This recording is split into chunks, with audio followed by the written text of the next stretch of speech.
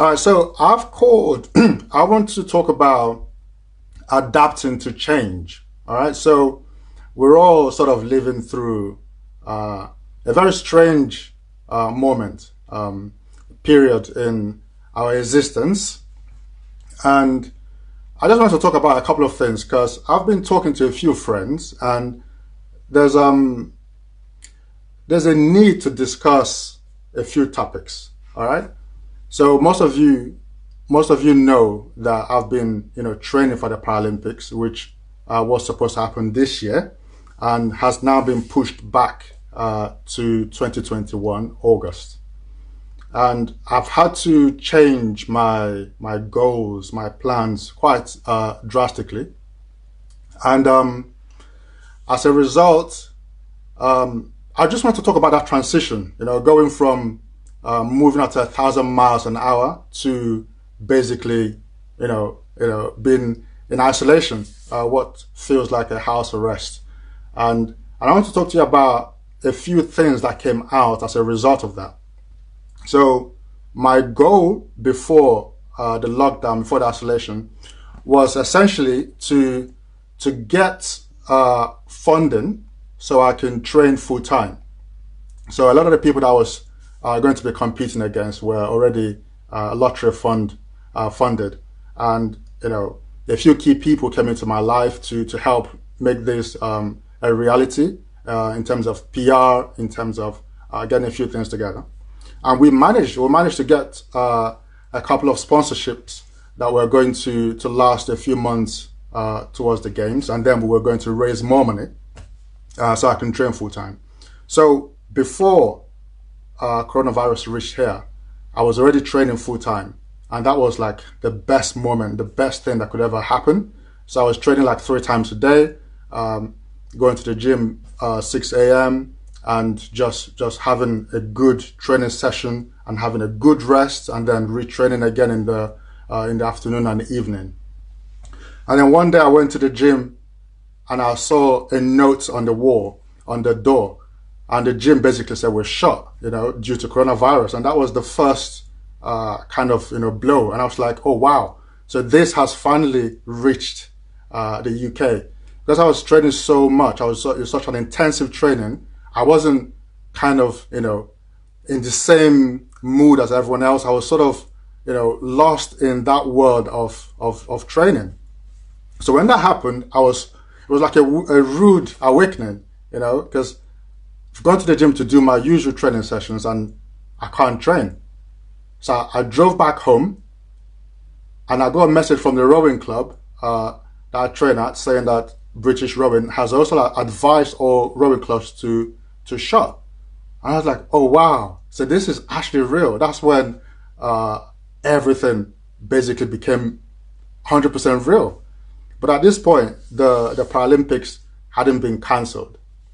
So we were still sort of, hoping that something would still happen, right? And then what happened is slowly everything was being cancelled. You can see the big major sports being cancelled, and we were sort of suspecting that it would get cancelled or postponed. But it was just difficult because at this point, Japan kept saying, everything is all green. It's definitely happening.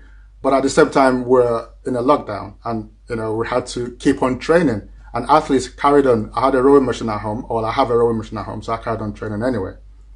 So what then happened is when the government advised that we should all go into isolation, and then Japan and everyone else basically understood that the problem wasn't going to go away, and it got cancelled, it got postponed for 1 year. That was a massive change in my schedule, my plans, and everything else, and it was really, really hard. I mean, for a good 2 weeks, I was sort of in a very strange place mentally, from having all these goals, from having all these plans to just, that's it. It's isolation. You're not going anywhere. All that training, all that sacrifice, just felt like it was done for it was for nothing, because you have to train to peak at a particular point, and this is that point. This is when I've stopped working. This is where I'm training full time. This is where I'm building a team around me to help achieve the goals. So that cancellation brought about a very confused moment in my mind, in my head, in my headspace, and I'm sure this is the same thing that everyone is going through right now. So for the last 2 weeks, have been contemplating and thinking about a lot of stuff that I wouldn't otherwise think about, and thinking about the fact that around when I was born, right, in the early 80s, that there was another virus that was around back then, and that was the polio virus, which is my disability. And thinking about how, what we're going through today has happened so many times, in history, and people have pulled through. And I started thinking about my disability and the different things I've gone ahead to achieve because of the disability. And that's a key thing there. Because most of us imagine disability as something that hinders us from achieving things or from moving forward. But I believe that I've achieved a lot because of the disabilities, or in spite of the disabilities.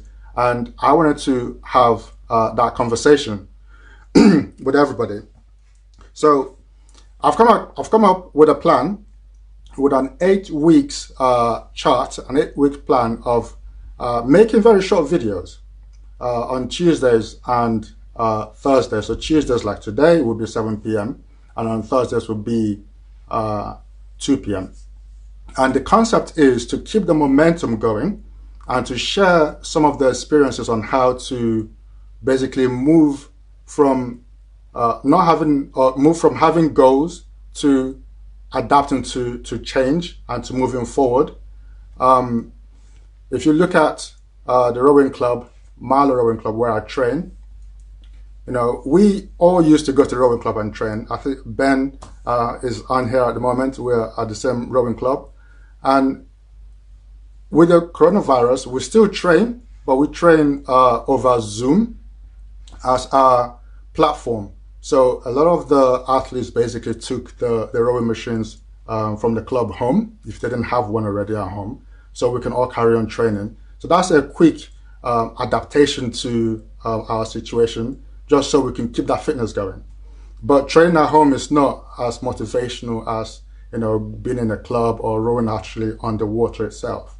So when something like this happens, it's only right that we adapt, we change, and we become even better. And this is a very challenging time, especially when we mostly define ourselves by what we do.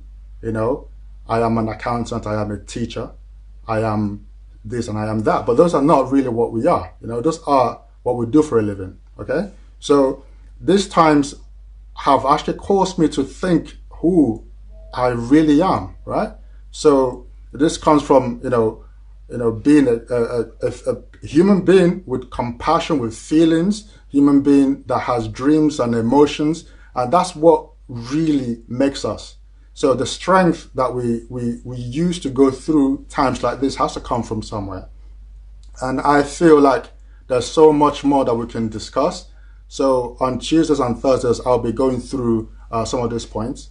And of course, now that the Paralympics and the games have been moved forward, initially there was this fear that I had, oh my God, I struggled to actually get funding for a few months leading up to the games. Now I have a whole year ahead to do this. But I know that it's possible to move forward from this situation by just being active, by doing things and moving forward with the ideas original. So the goalpost has moved from this year to next year, but I'm still qualified and I'm still going to be in the games, but I still need the funding. So the funding has to materialize somehow. So leading up to the games, I have a project that I'm working on. putting together a book which is on Indiegogo, and I'll put the link in this conversation. And the idea basically is a documentation of my life from when I was 9 months old, when I had polio, and the complete unpredicted chance of becoming an athlete. Mind you that I'm from a big family and I am the guy with the disability and I am the athlete in the family, which is completely something that none of us ever thought was going to happen. So I'm going to be documenting that in the book, using that as a process to raise some more funds so I can carry on training. This was like the first time I managed to train full time, and the difference was huge. And going back after everything has happened, after the coronavirus, is going to be an interesting moment for us all. But I think if we just keep working hard and keep the dreams alive, adapt to change, find other ways to keep going. For me, I'm going to carry on training, and everything else is going to carry on moving together.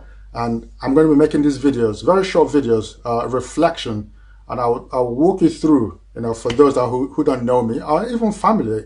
Ken, you'll be surprised at so many things that we went through together as children, and how those things went on to form who I am today. All right, guys. So that's it. I don't want to keep it. I don't want to make this too long because it's going to be 2 videos a week.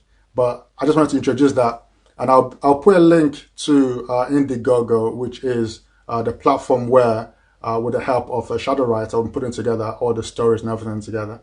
And Colette, thank you so much, and everyone, thanks for joining today. And I'll catch up with you guys again, hopefully on Thursday if you're free, but twice a week for the next 8 weeks. We'll put together everything. So, all right. So I think YouTube has basically just told me. Facebook has told me to. I've used up enough space here, but I'll put a link to Indiegogo. But more importantly, this is an 8 weeks journey. So I'm hoping that we can. You can get to know me a lot more, and we can use our time in the isolation even better. All right, guys. Thanks, Ken. Thanks, Marcus. Nice to catch up with you, Marcus. We need to speak more. Thanks, guys. Bye for now.